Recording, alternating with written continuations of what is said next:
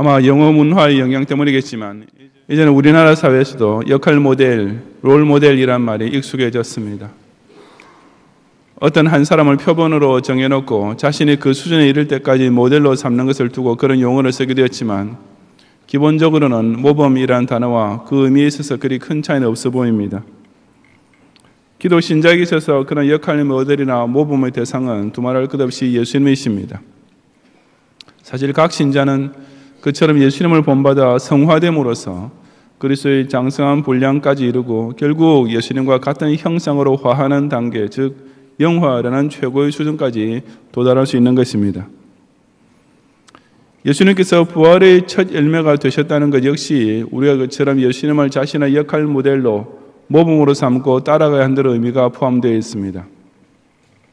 첫 열매가 있으면 그와 똑같은 다른 열매들이 뒤따라 맺히게 되기 때문입니다. 그렇다면 예수님께서는 과연 어떤 과정을 거쳐 부활이라는 최고의 열매를 맺게 되시는지를 알아야 우리 역시 그 모습을 본받을 수 있을 것입니다.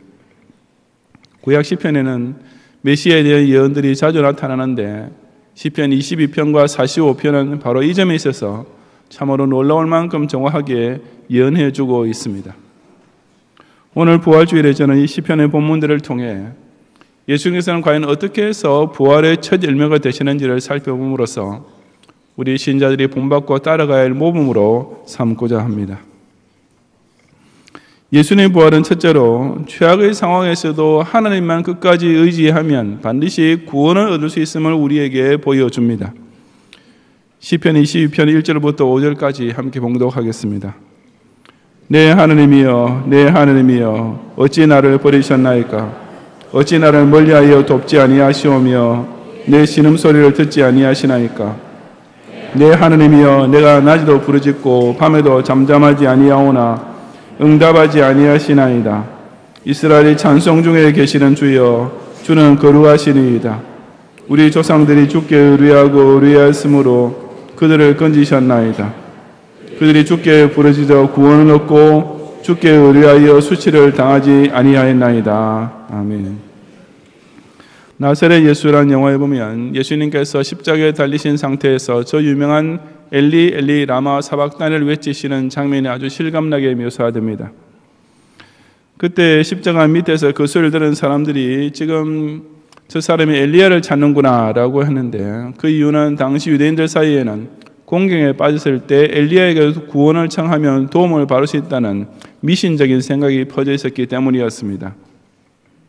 하지만 그런 무식한 군중들과는 달리 구약 성경에 박식한 어느 랍비가 아니야, 저 예수는 지금 구약 시편의 한 구절을 인용하고 있어 하면서 저렇게 끔찍한 고통 중에 있으면서도 성경 말씀을 생각해내다니 라고 놀라움을 금치 못하는 장면이 나오는 것입니다. 사실 그랬습니다.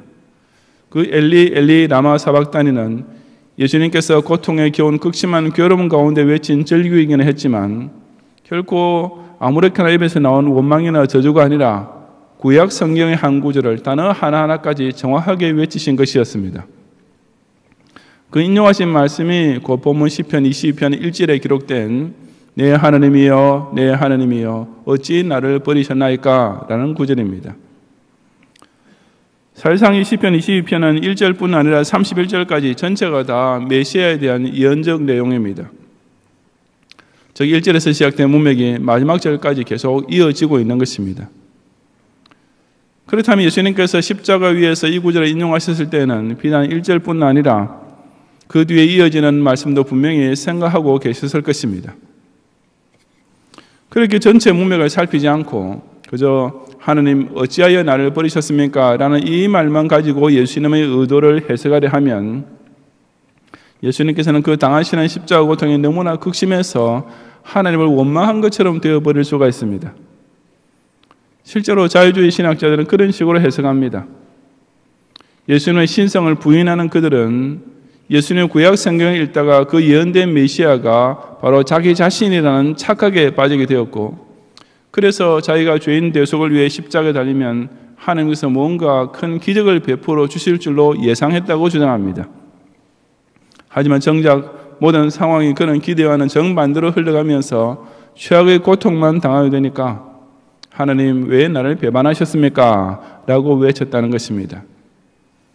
아프리카의 흑인들에게 무료 의술을 베풀었다고 해서 소위 아프리카의 성자라고 불리는 슈바이처 박사는 자유주의 신학자이기도 했는데 그가 바로 이 예수님의 말씀을 그런 식으로 왜곡했던 대표적인 사람입니다. 물론 예수님께서 십자가에서 엄청난 육체적 고통을 당하신 것은 틀림없고 온 세상 사람의 죄와 그에 대한 하나님의 저주로 몽땅 다 대신 감당하고 계시는 막중한 정신적 고통까지 겹쳐서 이 엘리 엘리 라마 사박단을 외치신 것은 분명합니다. 하지만 그것은 그런 고통에 대한 절규였을 뿐이지 결코 하나님에 대한 원망이나 의심은 아니었다는 사실은 바로 이 시편 22편 1절 다음에 이어지는 문맥에서도 분명히 드러납니다. 이 시편 22편은 메시아에 대한 연애이면서 또한 1차적으로는 다윗 자신이 당하고 있던 실제 상황에서 터져나온 기도이기도 했습니다. 1절과 2절에서 다윗은 분명히 어떤 환난과 고통을 당하고 있는 현실 중에 내 하나님이여 어찌 나를 버리셨습니까? 라고 외친 것입니다. 하지만 바로 이어지는 3절 이하에 보면 그런 비통한 절규 속에 내포되어 있는 다윗의 본심은 결코 하나님에 대한 원망이나 불신이 아니었음이 너무나 뚜렷하게 나타납니다. 우선 3절에서 다윗은 이스라엘 찬송 중에 계시는 주여 주는 거룩하시니이다 라고 했습니다. 즉 비록 다윗 자신은 극심한 고통을 당하는 중에 있더라도 지극히 거룩하신 하나님은 그런 다윗을 통해서도 오직 찬송만 받으셔야 마땅한 분이심을 찬양했던 것입니다. 그리고 4절 5절에 보면 모든 이스라엘 백성은 바로 다윗처럼 그 어떤 큰 고통 중에서도 무조건 하나님만 의뢰하고 하나님께만 부르짖으면 그 수치스러운 형편으로부터 건져냄을 받고 구원을 얻게 된다고 고백했습니다. 그러므로 1절과 2절에서 내 하나님이여 어찌 나를 버리셨나이까 라고 외친 절규는 결코 원망과 불신의 비명이 아니라 하나님을 끝까지 의뢰하는 믿음을 가지고 그 구원을 요청하는 부르짖음이었을 뿐인 것입니다. 다윗의 진짜 의도가 그랬다면 예수님께서 엘리 엘리 라마 사박단을 외치신 뜻도 역시 똑같은 것이 아니겠습니까? 문자 그대로 온 세상 죄를 지고하는 어린 양으로서 아무도 상상조차 할 수 없는 큰 고통을 당하시던 예수님께서는 비록 그 입으로는 나의 하나님 어찌하여 나를 버리셨습니까? 라는 사람들이 오해할 수도 있고 또 실제로 곡해하기도 하는 비통한 절규를 바라셨지만 그 심령 속에는 성부께 대한 원망은 조금도 없고 오히려 끝까지 성부 하나님을 의지하는 믿음만 가지고 계셨습니다. 그 성부 하나님은 성자로 하여금 비천한 사람의 몸을 입고 이 땅에 내려오게 하신 분이지만 예수님은 여전히 그 거룩하신 성부의 뜻과 행하시는 역사를 찬송하고 계셨습니다. 사람이 보기에 그 성부 하나님은 지금 당신의 독생자로 하여금 십자가에서 끔찍하게 짝이 없는 고통을 당하도록 내버려 두고 계시는 매정한 아버지 같았지만 우리 예수님께서는 성부 하나님께서 지금 당신께서 당하고 계시는 십자가의 고통이 결코 수치로 끝나지 않고 끝내 부활이라는 놀라운 구원을 성취하게 만드실 것을 굳게 확신하고 계셨던 것입니다. 예수님께서도 이처럼 성부 하나님을 끝까지 의뢰함으로써 십자가의 고난까지 이겨내셨다면 그 예수님을 따르는 우리 역시 마찬가지가 아니겠습니까? 예수님의 부활을 통해 하나님께서는 당신께 부르짖고 의뢰하는 자를 그 모든 시름과 수치의 고난으로부터 반드시 건져주시는 분이심을 깨닫고 오직 예수님을 통해서만 얻을 수 있는 이 은혜로운 구원을 반드시 체험하는 성도들이 되시기를 바랍니다. 둘째로 예수님의 부활은 전 생애를 통해 하나님의 뜻을 준행하면 끝내 최고의 영광을 누리게 됨을 우리에게 증거해 줍니다. 시편 45편 1절부터 7절까지 함께 봉독하겠습니다. 내 마음이 좋은 말로 왕을 위하여 지은 것을 말하리니 내 혀는 글솜씨가 뛰어나 서기관의 붓끝과 같도다. 왕은 사람들보다 아름다워 은혜를 입술에 머금으니 그러므로 하나님이 왕에게 영원히 복을 주시도다. 용사의 칼을 허리에 차고 왕의 영화와 위엄을 입으소서. 왕은 진리와 온유와 공의를 위하여 왕의 위엄을 세우시고 병거에 오르소서.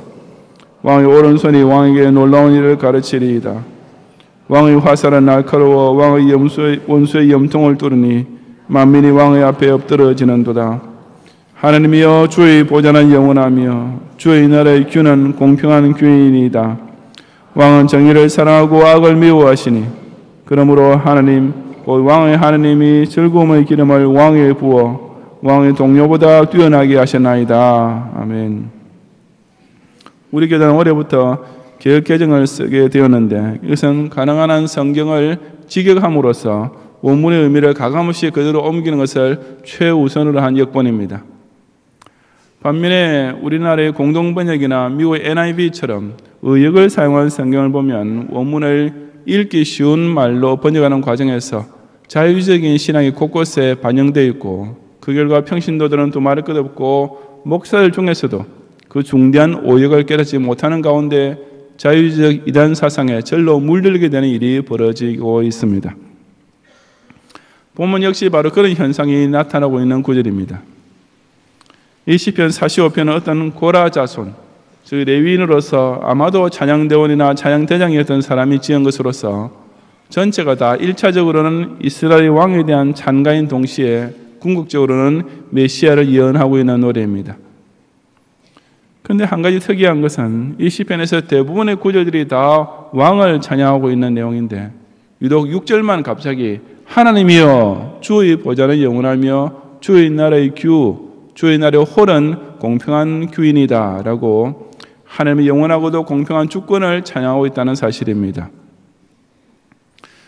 여기서 이 개역개정 성경에 주의 보좌와 주의 나라라고 번역된 말은 원문으로는 그냥 당신의 보좌와 당신의 나라이지만 그 앞에 나오는 하나님이여 라는 혹격의 문맥을 그대로 다른 것입니다.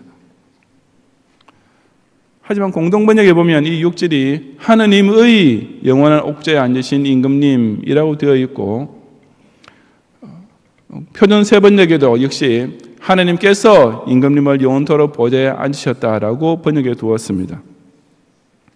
저기 하나님이라는 단어를 혹격으로 직역하지 않고 이스라엘 왕을 수식하는 의미로 고쳐서 의역해 놓은 것입니다. 아까 말씀드린 대로 아마 이 시편 전체가 왕을 찬양하는 내용인데 이 6절에서만 하나님을 찬양하는 내용으로 바뀌는 것이 문맥에 맞지 않다는 이유로 그랬을 것입니다. 하지만 이런 일이야말로 그저 번역자의 판단에 성경이 뭔가 잘못되었다 싶으면 아무 근거도 없이 자기 멋대로 의역해버리는 자유주의 신학자들의 버릇이 고스란히 드러나는 사례입니다. 영어 성경의 경우를 보면 킹 제임스 버전이나 아메리칸 스탠다드 버전 같은 정통적인 역본은 물론이거니와 대표적으로 의역을 취한 뉴 인터내셔널 버전조차 이 부분만큼은 그냥 원문 그대로 혹격으로 번역해 두었는데 유독 공동번역과 표준 세번역은 이처럼 성경 말씀을 의역이 아니라 아예 오역을 해버린 것입니다.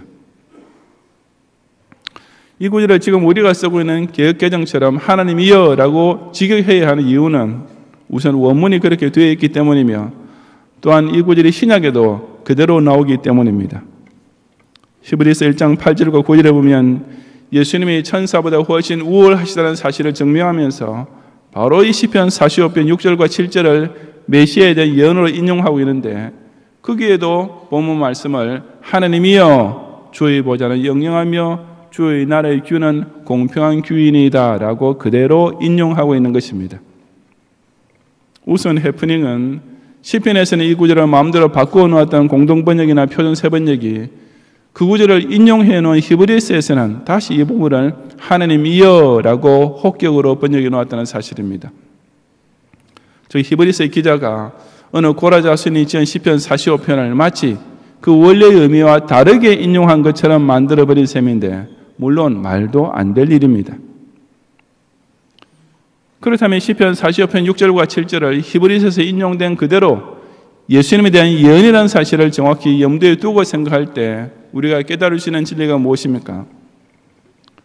우선 이 시편 기자가 다른 절에서는 왕을 찬양하는 노래를 하면서도 6절에 와서는 주, 즉 하나님의 보좌나 주의 나라와 같은 표현을 쓰는 이유는 참된 이스라엘 백성이라면 누구나 다 자기네 조국 이스라엘이 세상 나라와는 달리 하나님께서 친히 다스리시는 나라, 즉 신정국가임을 늘 기억하고 있었고 그런 신앙이 여기서 절로 반영되었기 때문입니다. 그리고 그 이스라엘이 예표하는 교회 역시 오늘날 이 지상에 세워져 있는 하나님의 왕국임을 뚜렷이 증거하고 있는 것입니다. 그 다음 7절을 보면 왕은 정의를 사랑하고 악을 미워하시니 그러므로 하느님 그 왕의 하느님이 즐거움의 기름을 왕에게 부어 왕의 동료보다 뛰어나게 하셨나이다 라고 했습니다.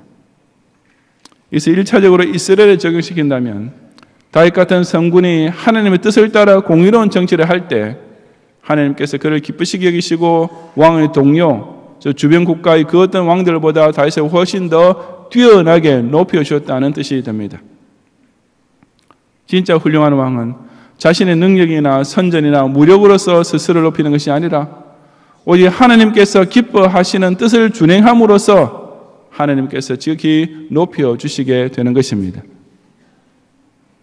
이것이 곧 우리 예수님께서 그대로 보여주신 모범이 아니었습니까? 왕 중의 왕으로 오신 예수님은 어디까지나 하나님의 뜻이 땅에서 이루어지게 하시는 사명만을 철저히 수행하시는 분이셨습니다. 예수님께서는 당신을 스스로 높이시려고 다투지도 아니하며 들레지도 아니하셨을 뿐 아니라 아무도 길에서 그 소리를 듣지 못할 정도로 겸손한 왕이셨고 오직 성부의 뜻을 따라 산 갈대를 꺾지 않고 꺼져가는 심지조차 끄지 아니하시는 죄인 구원 사역만을 수행하셨습니다. 그처럼 자기를 낮추시고 죽기까지 복종하시는 예수님을 하나님께서는 부활의 주로서 지극히 높여 모든 이름 위에 뛰어난 이름을 주셨고 그 결과 하늘에 있는 자들과 땅에 있는 자들과 땅을 있는 자들과 모든 무릎을 예수의 이름에 꿇게 만드신 것이었습니다. 이스라엘의 왕이나 왕중의 왕이신 예수님까지도 오직 하나님께서 원하시는 뜻과 명하시는 사명을 준행함으로써 진정 높아지셨다면 애당초 높다고 할 아무것도 없는 우리야 두말할 필요도 없지 않겠습니까?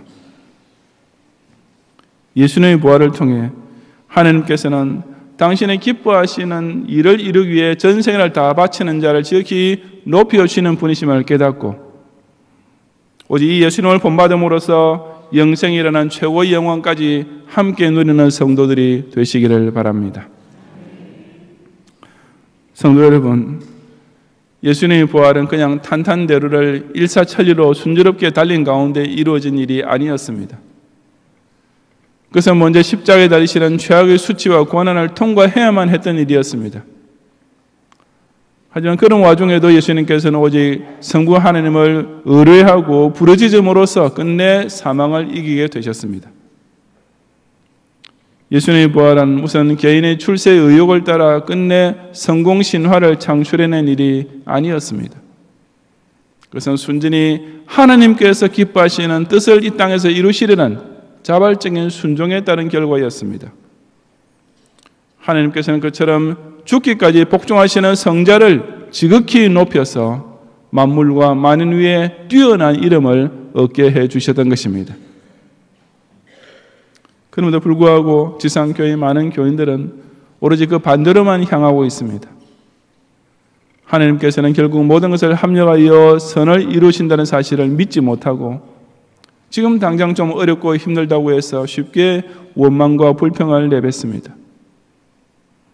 세상 군주보다도 훨씬 더 아래 있는 사람들이 마치 최고로 높은 자리에 앉아있는 것처럼 하나님께 이것저것 해달라고 온갖 요구부터 늘어놓는 것입니다. 당신의 자녀를 향한 하나님의 선하심과 인자하심을 의지할 줄은 모르고 오히려 그 하나님을 자신의 심부름꾼이나 되는 것처럼 착각하는 것은 실로 얼마나 어처구니 없는 조객전도요 엄청난 신성 모독이겠습니까? 예수님을 진정으로 본받고자 하는 성도라면 결코 그럴 수가 없습니다. 우리는 오직 최악의 상황에서도 하나님만 의지하며 전생애를 통해 하나님의 뜻을 준행해야만 이 부활의 첫 열매 되신 예수님의 뒤를 제대로 따를 수가 있는 것입니다.